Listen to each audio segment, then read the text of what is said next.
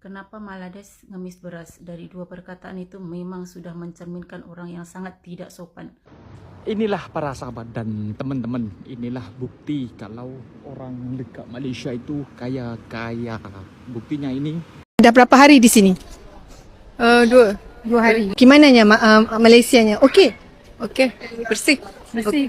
Ramah. Ramah. Ya. Takut ke? Tak. Tak takut. Tak takut. Jadinya kalau bezanya Padang dengan Kuala Lumpur, gimana? Sama sih. Sopannya sama. Bedanya lebih bersih mungkin. Kotanya lebih maju. Kenapa Malades ngemis beras? Dari dua perkataan itu memang sudah mencerminkan orang yang sangat tidak sopan. Malades ngemis. Kalau adik masih sekolah SD, SMP, SMA, besok tanya ke Pak Guru, Bu Guru, apakah perkataan ngemis, mengemis itu sudah sesuai dengan kata-kata yang adik tulis itu? Gimana kalau perkataan itu dibalik? Indonesia mengemis pekerjaan ke Malaysia. Sedangkan itu lagi kenyataan loh. Seramai 585.000 orang Indonesia bekerja secara resmi di Malaysia. Seramai 9.000 orang Indonesia kurang lebih bekerja secara tidak resmi di Malaysia. Seramai 4.800 sampai 5.600 orang Indonesia dideportasi di tahun 2025. Gimana tuh kalau dibalik? Indonesia ngemis pekerjaan ke Malaysia. Kalau diterbalikkan, apa kita nggak malu? Faktanya banyak orang Indonesia yang mencari pekerjaan di Malaysia. Ada yang resmi, ada pula yang ilegal, dan jumlahnya itu bukan ratusan ya, tapi sampai puluhan ribu, sampai berjuta-juta. Kira-kira kalau dibalikkan seperti itu, gimana perasaannya? Faktanya negara tetangga kita lebih maju, tapi kita selalu mengata-ngata. Malaysia itu negaranya sudah maju dan warganya sudah naik mobil semua. Kadang-kadang kita ini masih disibukkan dengan seolah-olah Malaysia tidak ada beras, Malaysia ngemis beras ke Indonesia. Itu salah semua sahabatku semua.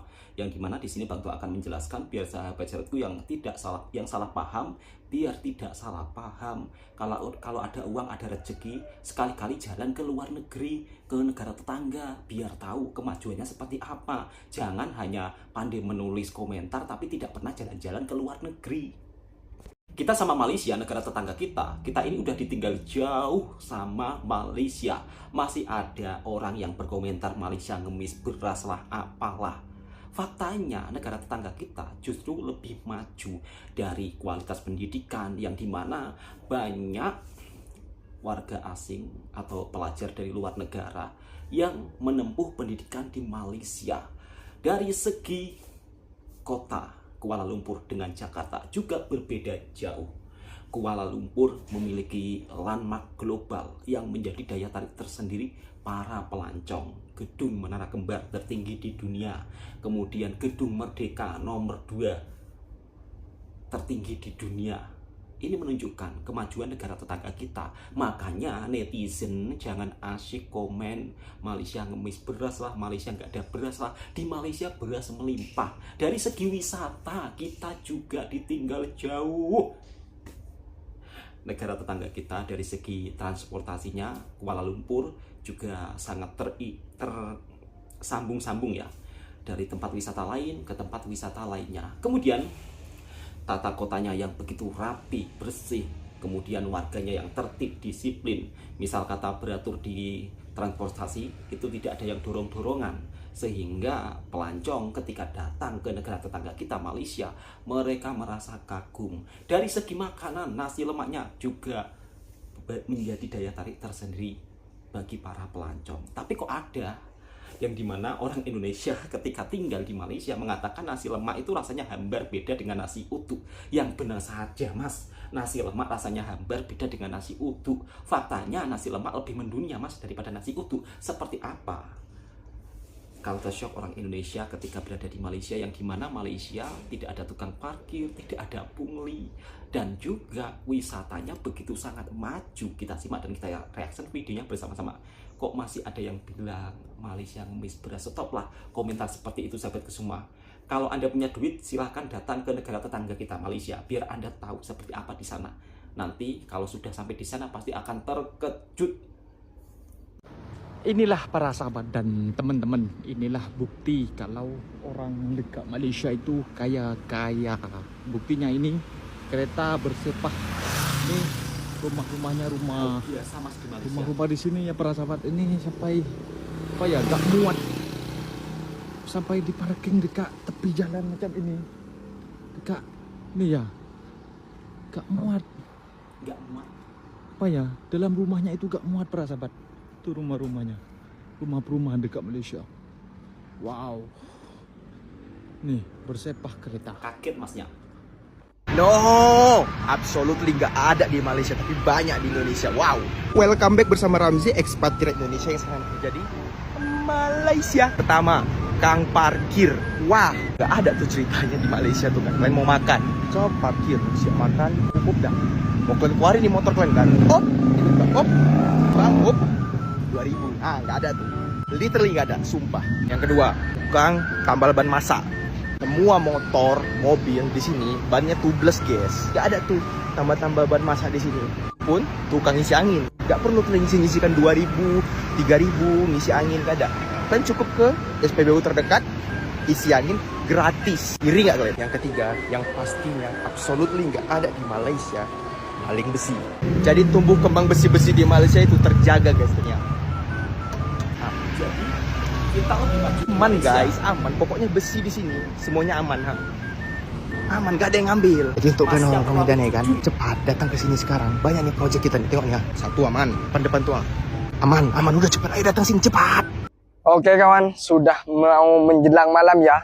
Pastinya kalau sudah mau menjelang malam di Malaysia, penampakan atau view-nya akan kereta-kereta sudah siap siaga parkir di tepi jalan. Betul sekali mas. Nah, walaupun parkir di tepi jalan macam ini, kereta cantik-cantik di Malaysia aman-aman saja, Aman-aman tidak saja. ada orang yang mengungsi, bahkan tidak akan ada yang mencuri. Ini bukannya tidak ada maling, karena kesadaran orang Malaysia bahwa punya orang lain itu tidak berhak untuk diambil, dan orang Malaysia mampu beli kereta 1 sampai 3, 4 macam Betul itu sekali. kalau di Malaysia kawan. Beda ya kalau di Indonesia mau beli 1 kereta itu, macam saya pun sampai kedua lagi karena kebutuhan di kampung dan penghasilan itu sangat minim. Bahkan saya kerja di Malaysia ini membantu kebutuhan keluarga saya di kampung, maka dari itu Amin, oh, Mas. wajar-wajar kalau tidak bisa beli kereta atau tidak mampu. Oke, yang menonton video ini saya doakan semoga selalu diberikan kesehatan. Maka ada nasi lemak. Kita beralih ke Berapa? makanannya. Biasa RM2 pakai lauk RM7. Nasi lemak Biasa je. RM2. Lepas tu I nak ni. Ni satu lah. Nak try. Lo tau gak sih ada rasa yang gak bisa di replace gitu ya, karena kita emang orang Indonesia. Sarapan pakai apa? Nasi uduk. Yes, nasi uduk. Di sini nasi lemak gitu. Dan lo mau tau apa? Kayak gini guys. Ada rasa hampa. Kenapa hampa? Lo lihat kayak begini doang. Maksud gue kayak kalau di Indonesia kan nasi uduk tuh isinya nasi uduk, bihun, tempe orek, ada sambelan, terus ada tahu gitu. Sebenarnya nasi lemak ini bisa juga untuk pakai lauk kan. Cuman kayak lauknya tuh nggak ada tahu. Gue tuh pengennya tuh yang soft aja gitu. Paling ada lauknya tuh ayam gitu-gitu. Dan gitu jauh. Maksudnya gini, segini RM2. Kalau mau pakai lauk RM7. It's like lauknya 5 berarti gitu kan. Oke, anyway, bukan hal itu aja yang mau gue emphasize. Lu tahu apa kurangnya apa? Iya betul, kerupuk.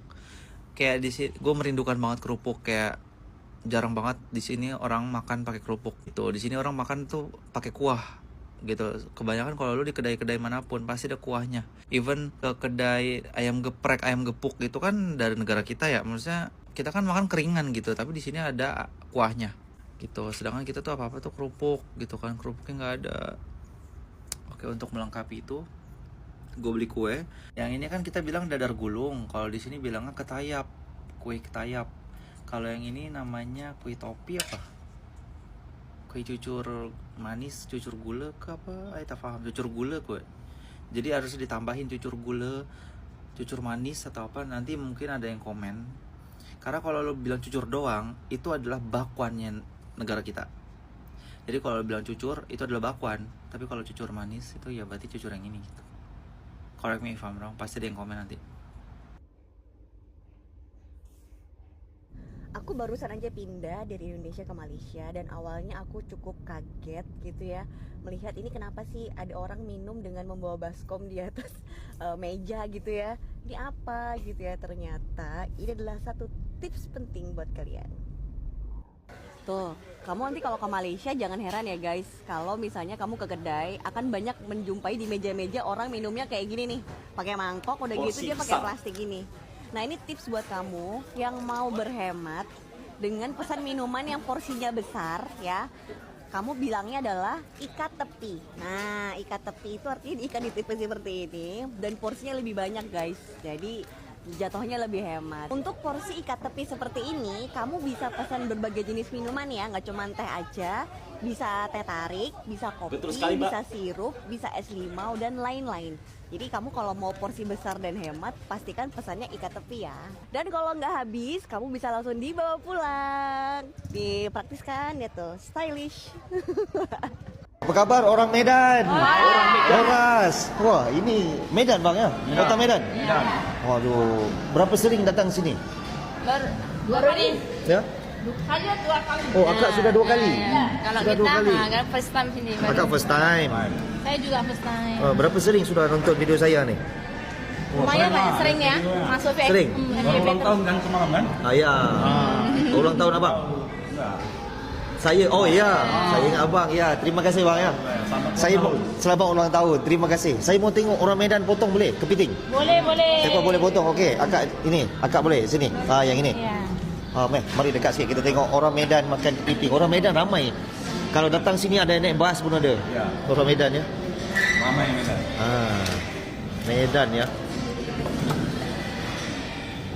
Oh, itu dia. Okey, keluarkan kita mau nonton akak makan bisa ya. Bisa. Ini family anak beranak ke? Family semuanya. Ini anak paling besar. Oh, ini anak paling besar. Ini anak paling kecil. Paling kecil ya? Itu menantu. Oh. Itu 2 cucu. Gimana rasanya? Mantap.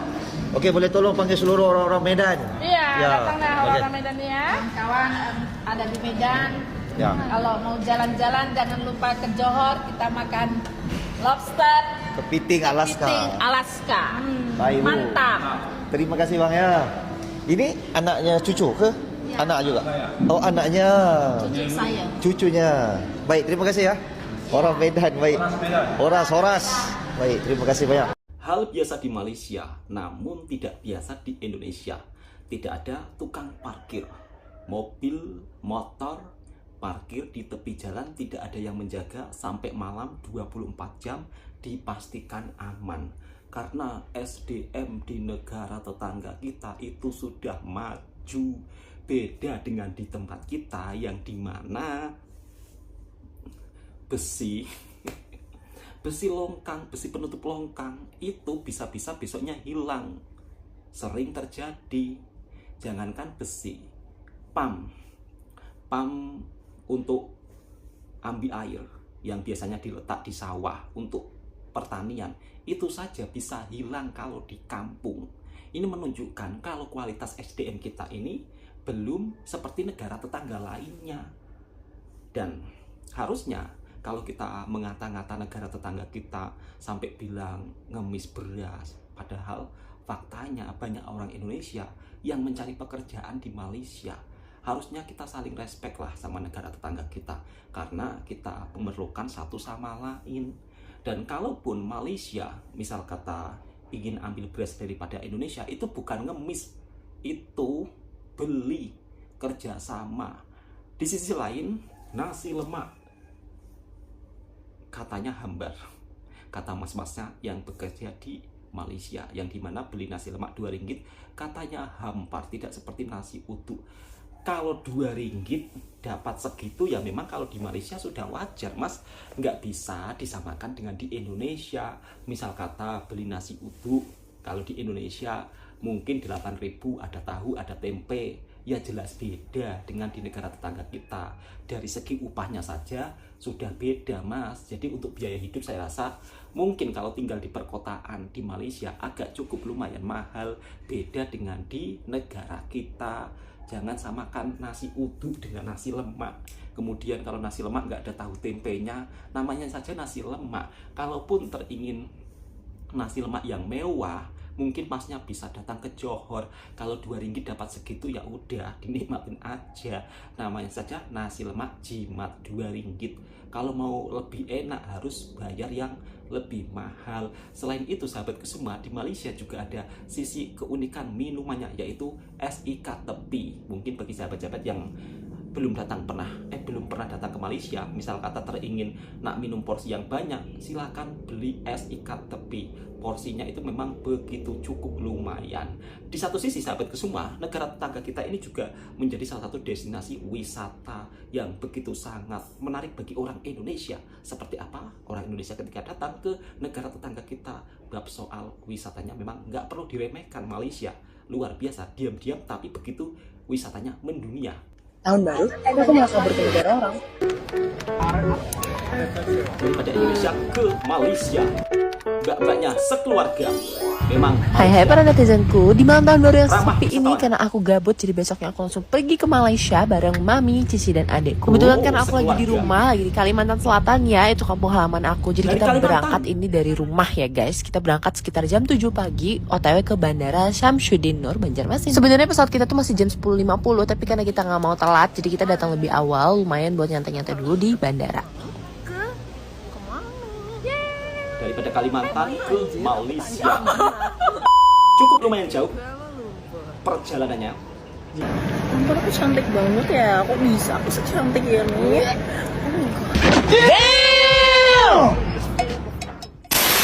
Oke, sampai di bandara ini kita mau bungkus-bungkus koper kita dulu ya, biar nggak baret-baret. Jangan lupa ditandain biar nggak hilang. Kalian harus tahu guys, sebenarnya tadi pagi tuh aku bangun telat. Karena kan malam tahun baru ya kemarin ya, gimana kita nggak begadang ya say. Dan tiba-tiba di tengah tidurku aku kebangun kaget banget karena mamiku udah teriak-teriak histeris. Mohon maklum, emak saya memang agak on time banget ya orangnya. Sambil nunggu boarding ini kita mau pijet dulu, jujur itu pijetannya enak banget. Mesinnya kayak mahal deh, mehong tuh kayaknya. Ini kita boardingnya jam 9.40, sejam lebih awal dari penerbangan kita.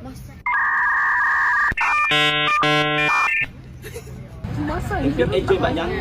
Jadi kita naik pesawat Air Asia dan penerbangan ke Kuala Lumpur itu sekitar 2 jam 40 menit dan kira-kira kita akan sampai di sana jam 1 siang. Ini kan aku aus banget dan nggak bawa minum, jadi ini aku pesen matcha di pesawat. Gak lama dan nggak berasa akhirnya kita sampai juga di Kuala Lumpur. Aku udah lapar banget dan aku nggak sabar untuk explore semua makanan di Kuala Lumpur. Keluar dari pesawat ini aku cuma ngikutin penumpang lain arahnya kemana, dan ini kita ke imigrasi dulu baru kita keluar untuk ambil bagasi. Jadi setahu aku di Banjarmasin itu lagi ada direct flight langsung ke Kuala Lumpur, makanya ini banyak banget yang pergi bareng kita dari Banjarmasin. Oke, ini untuk menuju ke pick up pointnya, ini kita cuma ngikutin palang-palangnya aja. Kita cuma tinggal tunggu di dalam sambil ngeliatin monitor ini. Nanti kalian akan diinfoin sama drivernya, dia akan stop di pilar nomor berapa. Terus setelah dia sampai baru deh kalian keluar. By the way, ini kita pergi naik Grab ya guys. Setahu aku kalian juga bisa pergi pakai kereta, tapi karena kita nggak mau ribet jadi kita pakai Grab. Setelah 1 jaman perjalanan akhirnya ini kita sampai di Berjaya Times Square. Sudah sampai di Berjaya Times Square. Jadi apakah kita bisa check-in? Bisa, jangan sampai nggak bisa, sumpah jangan. Kita sudah ganti hotel tahu. Happy enjoy banyak. Udah kita dipindah hotel guys. Ini kita nggak tahu cara check-innya kayak gimana guys. Emang agak tolol. Fun fact, sebenarnya kita tuh udah pesen di Agoda salah satu apartemen juga, tapi tiba-tiba H-1 kita di cancel guys sama pemiliknya. Alasannya sih karena masalah perlengkapan dan apalah itu, nggak ngerti juga, tapi akhirnya kita memutuskan untuk nginep di sini. Meski agak membingungkan juga ya di sini awalnya cara check-innya, tapi akhirnya kita berhasil masuk ke kamar ini. Jujur ini kamarnya mewah banget guys. Ini apartemennya itu dapat 2 kamar dan ini bisa muat sampai 6 orang sih. Dan kalian harus lihat pemandangannya dari atas sini. Ini aku yakin banget kalau malam city lightnya cakep banget sih. Selain itu kita juga dikasih dapur yang walaupun minimalis, tapi ini lengkap banget sampai ke piring-piringnya tuh ada ya, dan wajan-wajannya juga. Terus ini juga ruang tengahnya juga cakep banget. Ini oke banget untuk satu keluarga sih guys. Nah ini master bedroomnya itu dikelilingi oleh kaca ya, kaca jendela ya guys maksudnya. Ini kalau malam aku yakin banget city lightnya mengelilingi kamar ini. Oke, setelah berhasil check-in ini akhirnya kita ganti baju, siap-siap dan lain-lain biar cakep ya, karena kita mau eksplor daerah Bukit Bintang. Makan di bawah. Semoga ada Oriental Coffee ya. Soalnya katanya makan. Saya lapar. Mau marah. Sebelum kita turun ke jalanan ya guys, ini kita mau makan dulu di mallnya. Karena aku beneran udah kelaparan banget. Ini kayaknya kalau nggak makan aku bisa marah-marah deh. Karena mall dan apartnya itu sebelah-sebelahan, jadi kita cuma lewat connecting door yang menghubungkan mereka. Dan pada akhirnya ini kita makan di Hometown Hainan Cafe. Sebenarnya kita tuh nyariin Oriental Cafe yang katanya enak banget, tapi karena nggak nemu jadi yaudah ya kita makan di sini yang mirip-mirip aja. Ini menunya banyak banget, ada nasi Hainan, nasi lemak, dan banyak menu mereka lainnya. Tapi ini kita pesan kue tiaonya. Karena kelihatan enak banget kan guys. Tapi pas dimakan ya oke lah, cuman menurut aku nih ya enakan Solaria punya guys. Next ada nasi lemak. Nah ini baru enak nih guys, ayamnya berempah banget, terus sambelnya juga enak, pedes, nikmat, tapi juga nggak yang terlalu pedes menyiksa gitu, jadi oke banget untuk dimakan. Nasi lemak itu base-nya nasi yang bersantan ya, karena aromatik banget, terus juga dia dikasih teri dan kacang-kacangan, enak loh. Terus ini kita juga pesen kari pakai roti gitu. Ini aku lupa nama rotinya apa, roti Mariam apa roti Cana ya. Ini rotinya enak ya guys, garing-garing di luar dan lembut banget di dalamnya. Terus ini juga karinya juga oke banget, karinya itu tipe yang light gitu. By the way ini lip combo aku yang lagi aku sering pakai. Dua-duanya itu lip gloss, tapi ini yang pertama aku dikasih sama temen aku. Namanya Melmi, baru setelah itu kita timpa pakai lip gloss dari Glad to Glow. By the way ini kita habis sekitar 98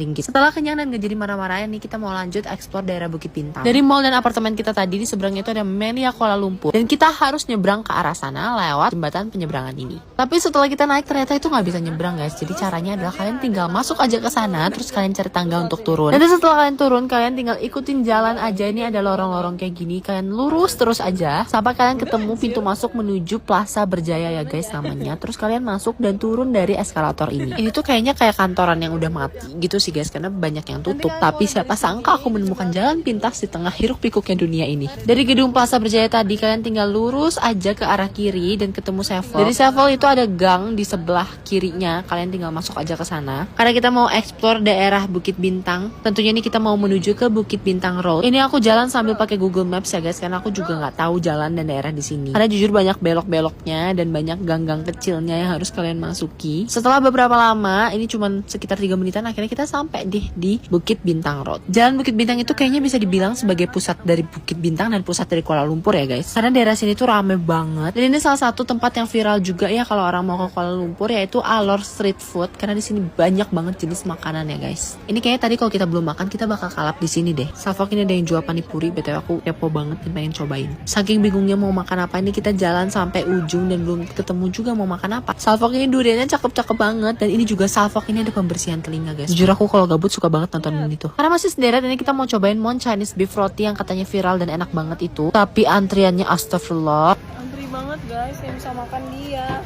Akhirnya karena nggak bisa nyobain Mon Chinese Beef Roti, kita memutuskan untuk nyemil durian. Gila, ini duriannya wangi banget dan warnanya cakep banget guys, perfect. Ini kita beli yang mau sangking, aku lupa ini berapa gram, tapi ini berat dan gede banget sih guys.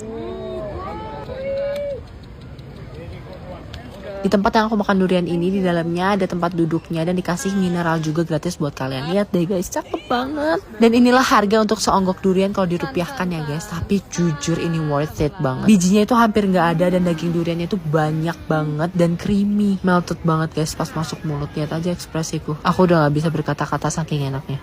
Gila, bijinya tipis banget anjir.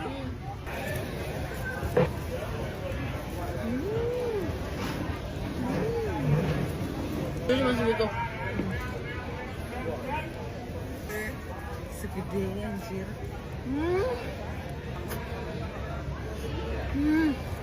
Sumpah gak lebay, ini enak banget apalagi bagi pecinta duriannya. Rasanya tuh manis dan ada pahit-pahitnya, balance banget. Ini kita makan sampai kayak udah gak punya otot karena banyak banget guys.